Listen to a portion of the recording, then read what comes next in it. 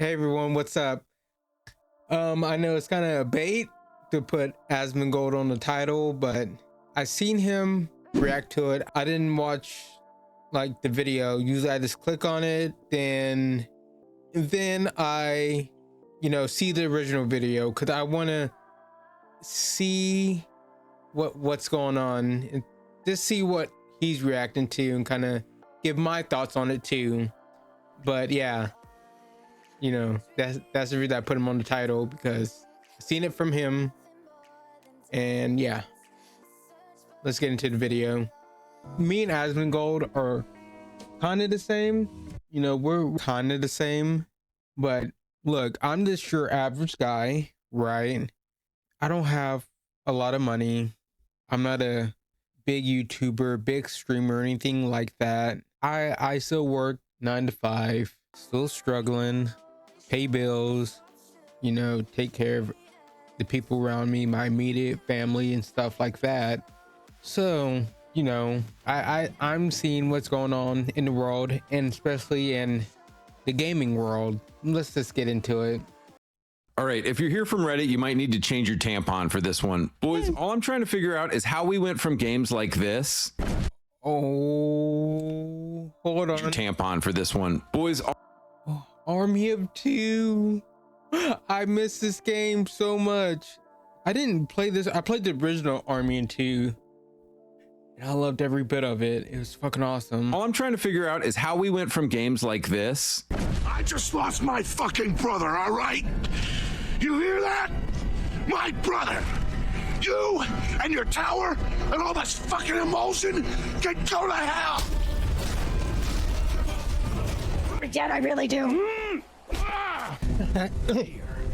You point it in that direction, and you pull this to make it go bang. Listen, do I come to your job and tell you how to murder civilians? What? No. So don't come to my job and tell me how to do mine. I swear to you, Centurion, Rome will not fall. Not today. Today, we fight. To whatever the yes in 2020. Yes, even though that wasn't really a good game, but I understand where he's getting at. Like, when you play the game back in the day, they're made for, the majority of who actually played the games, young teenagers and young adults. I would probably say like the ages of 14 to probably like 30, early 30s, because that's the majority who play games. Now, I'm not saying like now, a lot of people play game. My sister downstairs, she plays the game, but she plays games like Fortnite. She's not going to be playing a game like Warhammer 40K Space Marines. So why would you try to, make the game to get her to play it? She's not really in those type of games. And that's one problem I see. Like, they try to like take this property, this game, and try to make the game where it's approachable for everyone. No, it's not how it works. 25.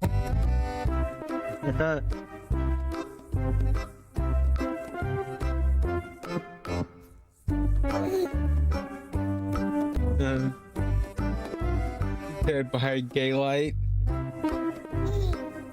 Mortal Cook back.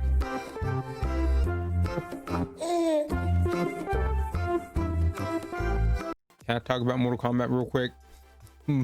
Fuck Mortal Kombat. Look, I've been playing Mortal Kombat since like the early, okay, I can't say the early 90s. I was born in 91. Like the mid to late 90s. I played Mortal Kombat 1, 2, 3, what was it called? Ultimate Edition, whatever. I've been playing the games. Mortal Kombat, Sub-Zero, the Sub-Zero game, Shaolin Monks, I played, and like I felt like they were going into a good, what's what I'm looking for. They were doing so good when they got to like Mortal Kombat, what was it, 11? Customization was cool. I liked the combat.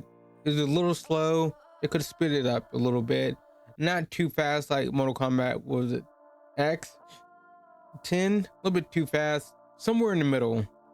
Then they came out with Mortal Kombat 1, less customization, more monetization,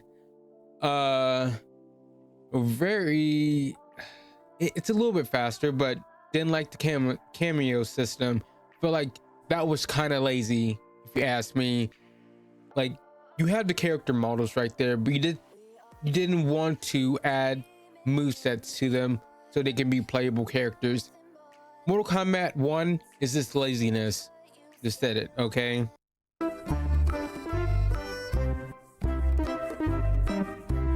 Can somebody explain to me why everything everywhere has to be gay now? Can I go 2 seconds without some degenerate, non-binary, Hello Kitty ass nonsense in my face telling me how their husband's boyfriend transitioned? I'm sorry if this hurts your fifis, but you can't be gay and masculine. Gayness and masculinity are opposites. Get mad. Get real mad. When I was first getting into Xbox, Hold on a second. But he's not wrong. in 2001, every game was about war and about being a Chad. Now every game seems like it was made by women and dudes with weak arms. If you look back at the 2000s, we really had everything. Dante and Devil May Cry, an absolute unit. Oh my god, I remember first getting Devil May Cry, the demo in, what was it, a Game Informer magazine? It was a magazine that will give you demos out. Oh my gosh, I remember first getting that. It was so amazing, but he's right. GTA, Yakuza, Metal Gear, yes, Chad of War, Uncharted, SOCOM. Then the Xbox was more shooter focused. Halo, Call of Duty, Gears, Brothers in Arms, Splinter Cell. Yeah. Last year I made a video called The Pussification of Video Games, and you can consider this part 2 to that video. I want to give you some fresh examples of the pussification of modern video games and how this happened. You guys are probably tired of me talking about Red Dead 2 and Last of Us constantly, so I'm going to try to throw in some fresh examples. In this video, we're going to take a look at Spider-Man 2 and the cuckening of Peter Parker, Ubisoft and the downfall of Rainbow Six, and finally Immortals of Avium, Army of Two, and a couple single-player games. But first, are you boys tired of laggy, choppy gameplay on your clown shoes iPad? It's time to man up and get a dedicated gaming tablet like the Red Magic Astra gaming tablet. This thing is stupid fast and has a Snapdragon. You got a tablet now? Heating up won't be a problem anymore with its liquid metal 2.0 cooling system and industry-first dual-layer vapor chamber. Its gorgeous 165 Hz OLED screen gives you frame rates of up to 140 FPS, so you're guaranteed to smoke your competition. The Red Magic Astra gaming tablet can handle intense gaming for 6 hours on a single battery charge. Damn. It has a 13 megapixel gorgeous rear camera and a 9 megapixel front camera. Whether you're playing Genshin Impact, Delta Force, COD Mobile, or whatever, Steam Link, Xbox Game Pass, PS Remote Play, all these are ready to go. You can play anything from anywhere on this bad boy. Finally, at $550, this thing is such a better deal than the iPad Pro 13 that's going to run you like $1,500. Damn, what's the size of that? To learn more about the Red Magic Astra gaming tablet. All right, back to the video. One of the most egregious examples of the demasculinization of a man is 2023's Spider-Cuck 2 exclusively on the PS5. Spider-Man 2018 was much more of a 2000s game. Peter was the hero of his own. I love Spider-Man 1. I haven't played Spider-Man 2. I like how it has Venom in it, but let's see what he has to say. Story. This is why I bought a box that says Spider-Man on it. I want to play as a superhero. But oh, you bigoted white man. Insomniac Games is going to get you to pay $80 to watch your hero get cucked. And we all fell for it. This is why, by the way, I always say Sony is just as bad and just as woke as Xbox. Now look, just to be clear, I have no issue with Miles Morales as a character, and I have no issue with black characters in games. Final Fantasy VII, Gears, Walking Dead, all great games. What we take issue with is that Spider-Man 2 is supposed to be a story about Peter, being a superhero. This is why I bought the game. Instead, we play a game in which MJ and Miles Morales are the heroes. They are constantly... What? Okay. Oh. Saving Peter because they are faster, smarter, stronger, and more competent than Peter throughout the entire game. In literally every boss battle in Spider-Man 2, Peter is either rescued by Miles or rescued by ugly-ass girl boss MJ. Peter is depicted throughout... Yo, what's up? Thank you for coming by the channel and watching the video. I appreciate it so much. I stream Monday through Friday around 5 p.m. Central Time. So if you want to come by, interact with me, we can do more stuff, more people I get in. And besides this game that I'm playing that you wanted to watch, I play all these other games right here. I like MMO, first person shooters, looter shooters, and some gotcha games. I love Withering Waves, okay? But I just want to say, I appreciate you coming by. If you want, leave a like. I don't say that often. Leave a like, subscribe, ring that bell for more videos, and I'm gonna shut my mouth now so you can get back to this video, okay? Peace.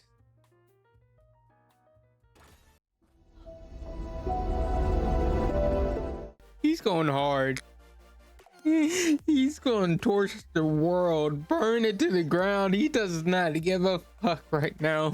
And it's great. I'm loving it. But is this true? I don't know. Like that'd be like playing a Batman game and Catwoman is better in every way and always saves Batman. Always. Doesn't seem right. Spider-Man 2 as childish, vengeful, and impotent. Miles, in every instance, is shown as more competent, more wise, more moral, and just a better person in general. I can't let this go. I'm finally everything everyone needs me to be. Yeah, you don't even answer my calls anymore, man.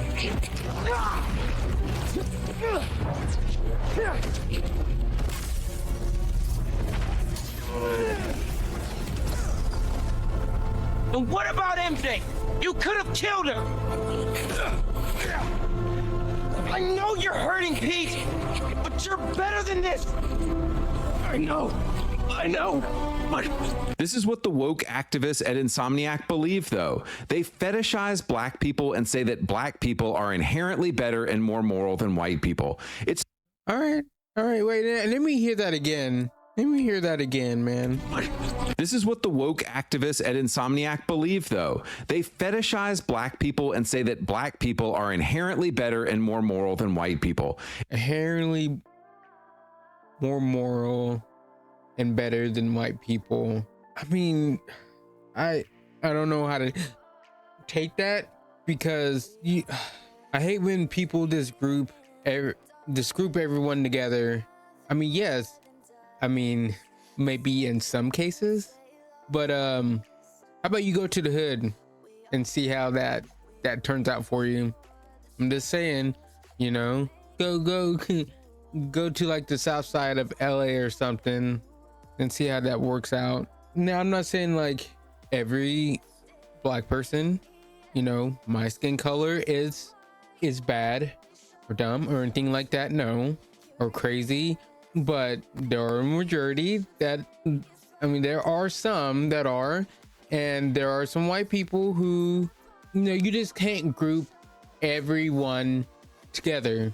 That's not how, like, just because of somebody's skin color doesn't mean they're better, doesn't mean they're worse. At the end of the day, you know, you have to judge a person by their character. Just how it is. It's the most insane anti-white propaganda you'll ever see in a game. Insomniac Studios hates white people. In their second big encounter with a boss, Peter is unable to beat Venom. Miles comes in and easily beats Venom's ass. Just for fun, I asked AI, why was the symbiote able to possess Peter and not Miles? The answer was hilarious. Because Peter was mentally weak and Miles is mentally strong. You can't this because What? That's what the AI said, because Peter was mentally weak and Miles was mentally strong. That's not how the symbiote works. Okay. I'm just gonna. Peter was mentally weak and Miles is mentally strong. You can't make this stuff up.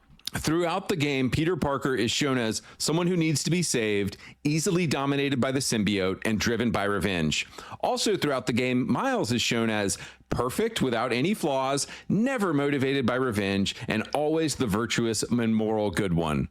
I get that a character with no flaws is boring, but why did Peter have all the flaws in his own?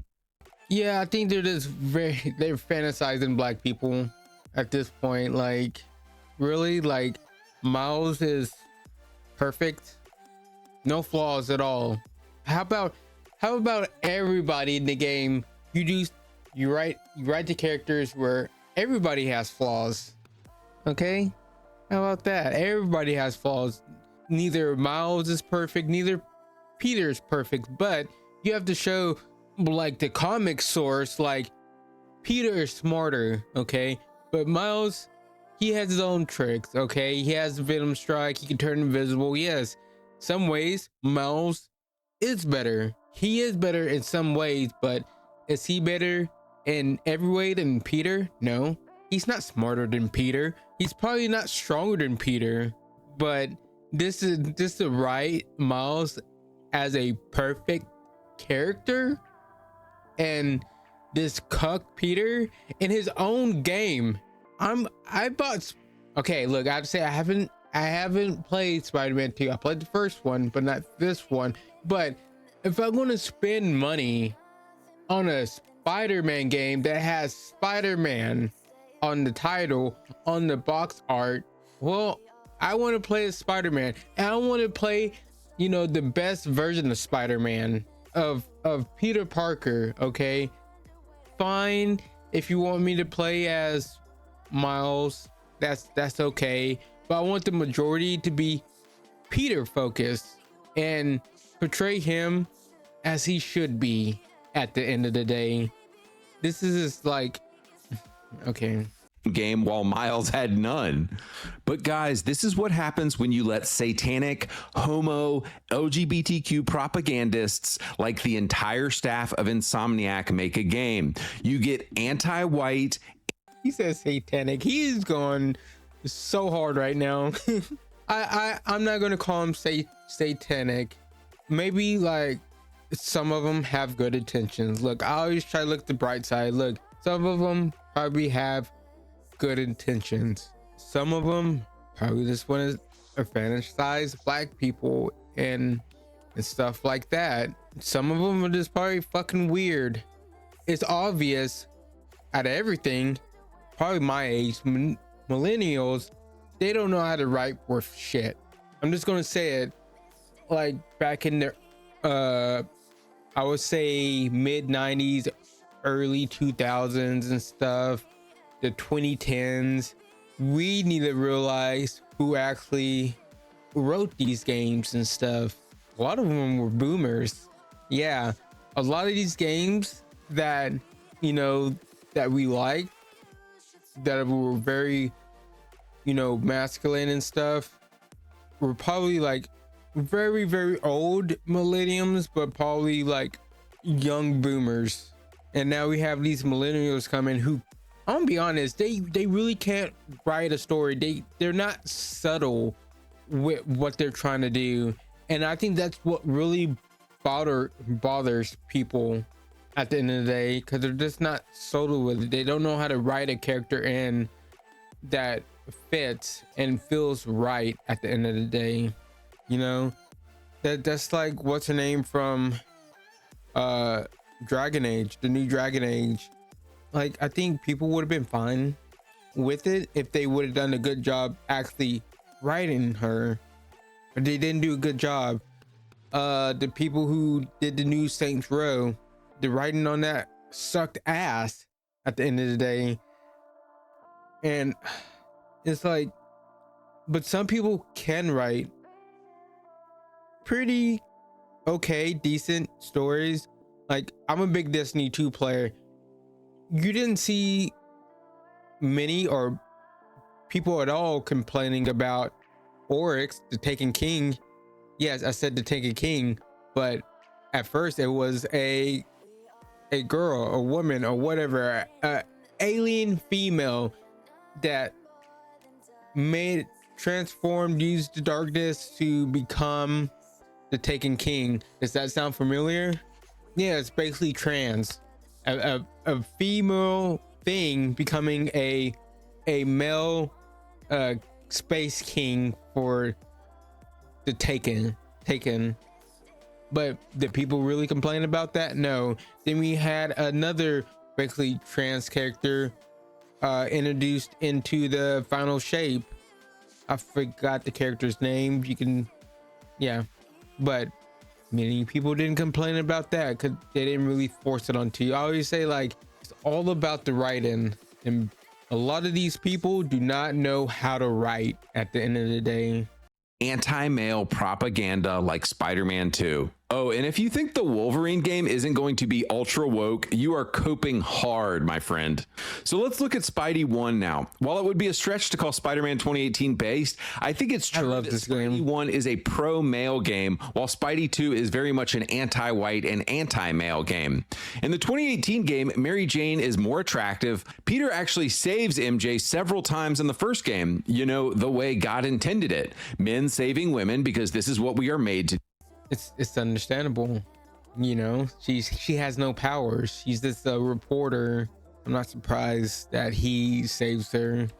First game, you know, the way God intended it. Men saving women because this is what we are made to do, and we have bigger arms than them. MJ still plays a role in Spidey 1, but she's just a reporter. She's working in her own way instead of being a girl boss and trying to usurp Peter's male authority. Peter faces off and defeats Martin Lee, and then later on his own friend, mentor, and role model, Dr. Octopus. So fucking good. Final moments, the villains unleash devil's breath on the city, and Peter must decide whether to save the people of New York or save his own flesh and blood, Aunt May. In a moment of heroic sacrifice, Peter chooses to save the city over Aunt May, who is essentially like his own mother. Despite a couple of woke things in it, Spidey 2018 is an amazing game, and it's about the heroic sacrifices we must make in order to become men. Too bad they completely cucked Peter Parker and made him a mouthpiece for gay propaganda in 2023's Spider-Man 2. Moving on, does anybody remember the OG Rainbow Six games on PS2 and Xbox, and then later on 360 and PS3? Bro, these games were so badass. I'm a strong believer that all I need to do is listen to the menu music of a game, and it tells me everything about the game I need to know.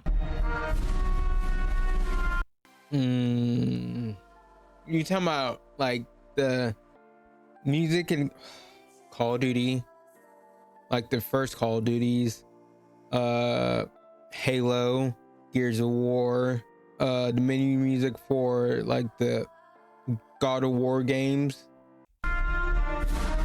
Yeah, you knew what you're getting yourself into. Also, look at these covers, dude. Squad-based counter-terror, my dude. This was the plot for Rainbow Six Lockdown. In 2009, Rainbow, led by John Clark, deploys the Alpha Team, commanded by Ding Chavez, to rescue the South African president from a rebel army surrounding Pretoria. Elsewhere in the city, the Global Liberation Front, an anti-Western left-wing terrorist organization led by Bastian Vanderwall, steals Legion, a nanite aerosol bioweapon that causes massive hemorrhaging and has a 100% fatality rate. Like, dude, that sounds like a game I want to play, and pretty much all of the Rainbow Six games had plots kind of like this. Rainbow Six Vegas 1 and 2 are the ones most people are familiar with. Terrorist Hunt was very fun, as was the multiplayer. These games weren't like Call of Duty at all. If you just rushed in and started firing, you and your whole team would die immediately. You had to carefully breach doors. You were able to set your guys up on multiple doors at once so you could attack targets from multiple angles at once, which would lead to much fewer fatalities.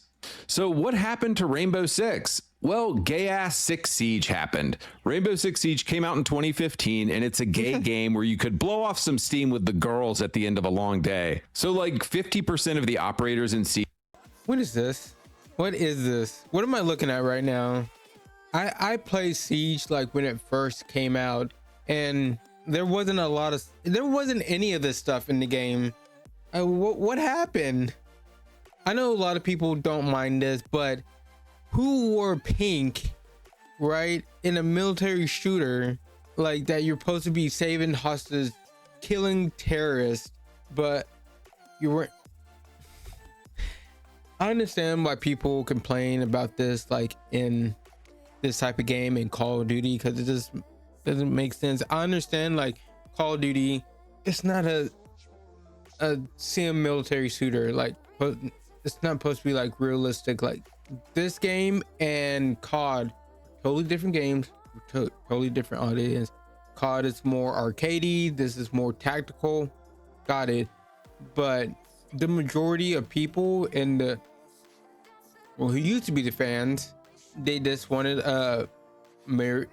just like an arcadey military shooter, but now you're getting like Nicki Minaj, Beavis and Butthead in the game with these guns that are like crazy colorful. What's happening? Major women. Boys, out of the probably 200 operators in Rainbow Six games from 1998 to 2008, do you know how many were women? Like 2 out of 200. And that's actually realistic. In real life, in the real world of PMCs, it's maybe like 1% women in combat roles. So immediately what we saw with Six Siege and the fact Angela Bassett was their commander now is a pussy. It makes sense, right? This makes sense right here. I mean, at the end of the day, most men, not every man. Look, I'm a skinny guy, okay? So would I be in a private military thing? No, I'm not going to be in a PMC, but the majority of people, the world, men are bigger, stronger, faster. I'm not even going to go smarter, because there's a lot of smart women out there too. But if you're just talking about body size and stuff, people, especially in the military, yeah, the majority going to be guys. And yeah, probably like 1% out there for women. That's true, because there are some big, strong, fast women too, but that's not the majority of them. World of PMCs, it's maybe like 1% women in combat roles. So immediately what we saw with Six Siege and the fact Angela Bassett was their commander now is a pussification and a gayification and a homoification of the entire Rainbow Six series.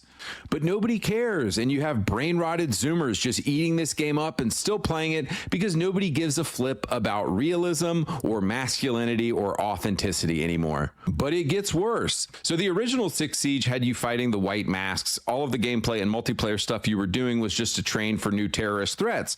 The white masks were one of the threats. And fighting the white mask was a pretty fun PvE game mode that they later removed from the game. Okay, fine, pretty standard stuff. Why? But in 2020 was when Six Siege really jumped the shark. According to the official lore of Six Siege, in 2020, Angela Bassett retires and puts this cringe millennial hipster dude named Harry, and he's brought in as the new leader of Rainbow Six. That's right, this dude who looks like a barista and has a pot. Are you serious? Are you fucking serious right now? Okay. Whatever, do what you want. Podcast about his cats is now the leader of Rainbow Six. Bro, I can't do this. So again, you're not going to believe this junk, but this is all part of the official lore of Six Siege now.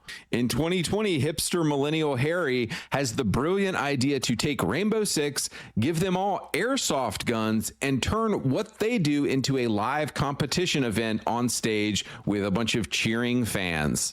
So I'm sure huge Siege fans are like, duh, Andy, this happened a while ago. But look, I don't really follow this game or the story anymore, and so just I guarantee you, I can tell you why they did it.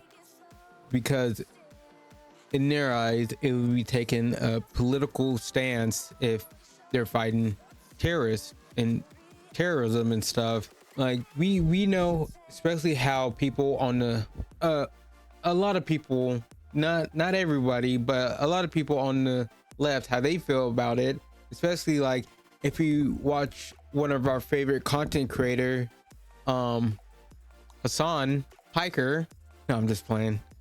Fucking like we see people like him, people who follow him and everything, and definitely Twitch, how they feel about it. Like according to them, terrorism is fine. It's like, what's going on here? What the fuck?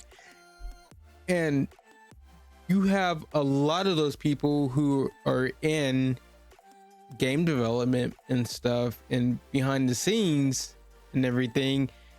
So do you think they want to make gamers fight terrorism, like make terrorism the bad guy? No. So they're this to end all that, take it out. Is this is just a fun exercise for the operators now. It's like, what the fuck is going on, man? No, I bought a Rainbow Six game to fight terrorism. All right, I guess that's just too much for him. That's taking a stance that they don't want to take. It's wild, man. I mean, recently found this out. I just think it's hilarious that this game is full of gay operators and girl bosses, and you aren't even fighting terrorism anymore, and you guys keep playing this slop. Can Rainbow Six get any worse? Of course it can.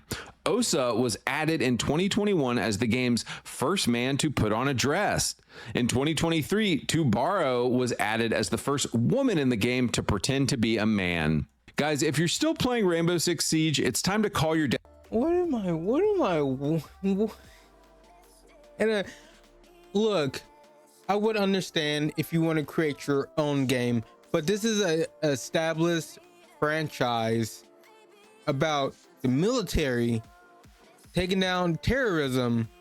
You know, what are we doing? What are we doing? See, this, I think this is the problem a lot of people have. They take these established franchises, then they just turn them into whatever they want. And yes, a lot of people, some people won't care at all, but the people who've been there from the beginning, they're going to care. Well, I think a lot of people bitch about Call of Duty and stuff because there's still old fans that play the game, buy the game every year. Hello, I'm one of them. But I'm probably a little bit different than your average old Call of Duty head. Like, some of the stuff I don't care. I like some of the gun skins and stuff. Some of the character skins are pretty cool looking, but I don't want to see a pink butterfly man running around in a military shooter. I understand it's not supposed to be super realistic, but it's supposed to be somewhat realistic.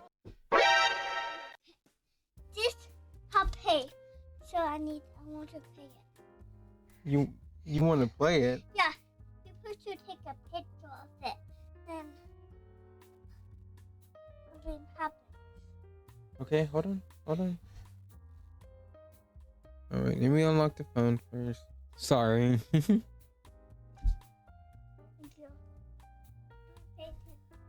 All right. Oh. Dad on the phone and tell him that his son is gay now. I'm sorry. Rainbow Six is full of girl bosses. It's fully black girled. It's fully gay and woke as a brand now. Just go play Squad and Insurgency and Ready or Not if you want a real game. On the topic of Tom Clancy, I was chuckling recently at this terrible dialogue in the Division 2 that shows this cucked man. Watch this. Don't be such a baby. It hurts. Yeah, well, maybe you shouldn't have punched a wall. Better a wall than Sarah's face. She deserves it. Ow. You're fine. It's not broken. You don't even need a bandage. Look, you... Wait, hold on. What did she just say? What did she just say? Cucked man. Watch this. Don't be such a baby. It hurts. Yeah, well, maybe you shouldn't have punched a wall. Better a wall than Sarah's face. She deserves it. Ow. Whoa, violence against... He said better the wall than Sarah's face. She said, well, she deserved it. Okay, are we just gonna go like walk past that? Like how she just said basically she wouldn't have mind him punching her, man punching a woman, violence against women. But I guess it's okay because a woman said it. All right. You're fine. It's not broken. You don't even need a bandage. Look, you left that key around my neck and you never thought to tell me what it was protecting? Guys, why is every modern male character in video games like this? This ugly bull dyke over here is basically the man in the situation. She's the one leading. She's the one being a badass. The guy is like, owie, my fingies hurt. Ooh, where is there a big girl boss that will help me? I'm such a cuck. But guys, this is what Ubisoft has done.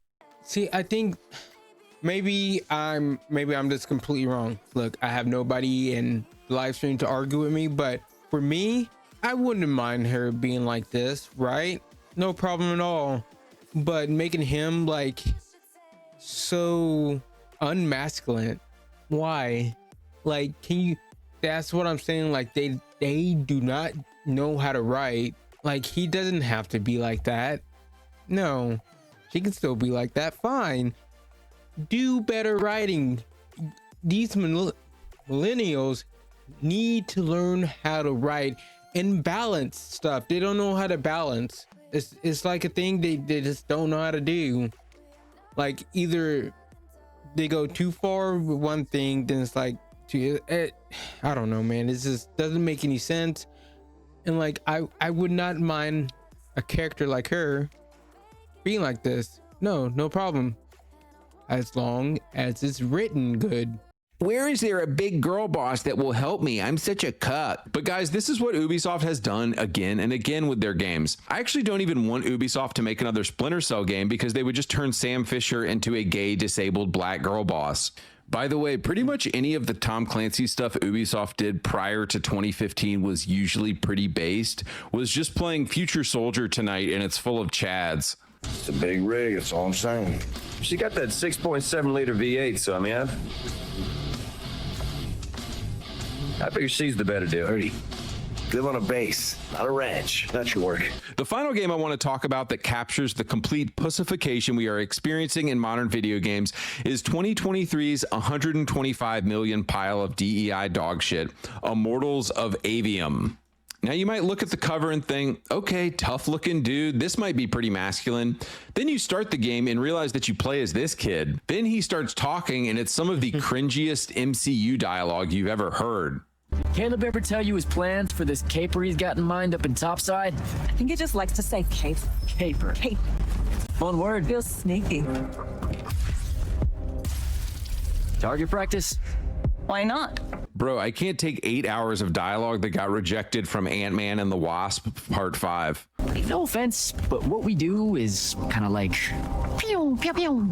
Magnus is like pow, bang, I mean, Is that supposed to be funny or something? Like, I'm so confused. Like, you can tell Millennial wrote this. Like, dude, does anybody find this funny? Maybe I'm just like out of the loop or something. Like, I don't know. Just imagine the 42-year-old millennial chuckling to themselves as they wrote this. The kids are gonna love this one. It's worse. Yeah. Your name is Jack, and the person you're following, your mentor, is this chick Luna, who is of course a lesbian black girl boss who you're probably secretly in love with, and she rejects you. Within the first hour of the game, she dies and the bad guys kill her. And guys, this is not a joke. She is replaced by another lesbian black girl boss who is now giving you orders. We're almost out of time, Jack. Sandrak attacks us from all sides, and there is no place left to run. Like, when I tell you that liberal millennial men just have a fetish for being told what to do by black women, are you starting to see it now? Jack, the main character, is a total cuck. He has no thoughts of his own and is just doing what all these black girl bosses tell him to do. Would you believe me if I said it gets even worse, though? At about the 2-hour mark in this game, you encounter a big-backed trans woman who is also bossing you around and telling you what to do. The fuck is this? What the fuck am I looking? This is not a joke. Guys, will these companies ever learn? I've never seen so much money go directly down the toilet drain before. All they had to do was put a tough masculine dude in the game, put a hot chick on his arm who is maybe a damsel in distress. Done. Go and print your money. All right, so what should I compare Immortals of Avium with? I mean, I could really pull anything from the 2000s and it would look better by contrast. Red Faction Guerrilla, Mercenaries 2, Splinter Cell. But just because I want to talk about it, Army of Two. Yes, Army of Two, baby. This game is literally like an injection of testosterone when you play it. It's just buff dudes shooting guns and saying badass stuff. Watch this cinematic and tell me this isn't the most badass thing ever. In his farewell address to the nation, President Eisenhower left America with a strong warning.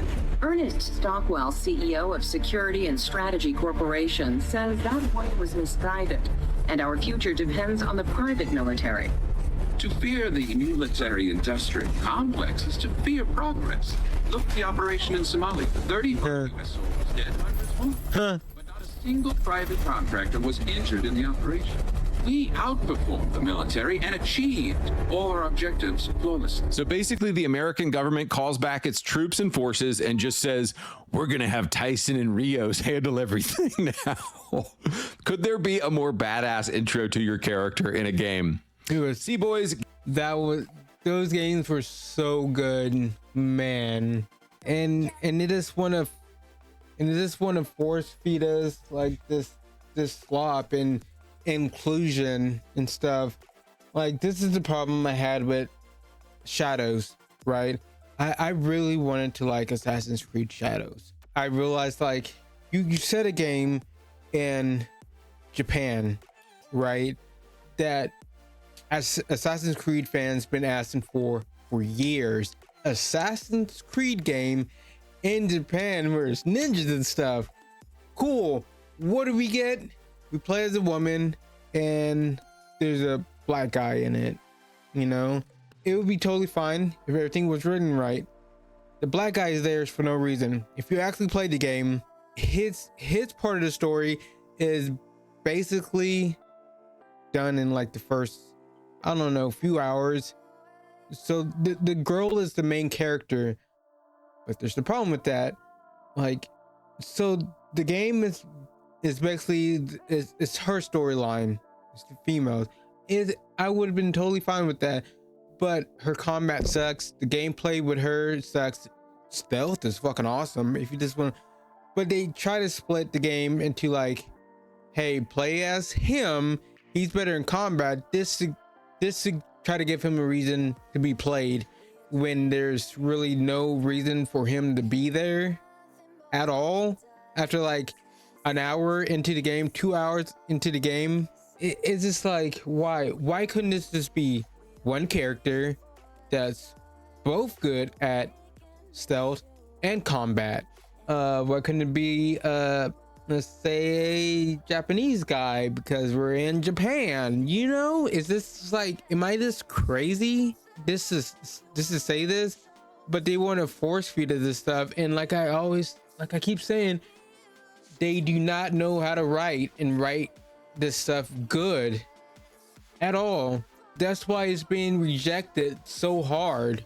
There are some examples out there where these characters and stuff are written good. You can leave probably a dozen examples in the comments and stuff, but with a dozen there's like quadruple that nowadays. Like in the past like 4 or 5 years, examples that they don't know how to write these characters in. It's terrible. Games from the 2000s were all about male, masculine fantasy. We want to be the hero of the story. We want to be at the center. We want to save the women and the children and the damsels in distress. All of the women should be obsessed with us.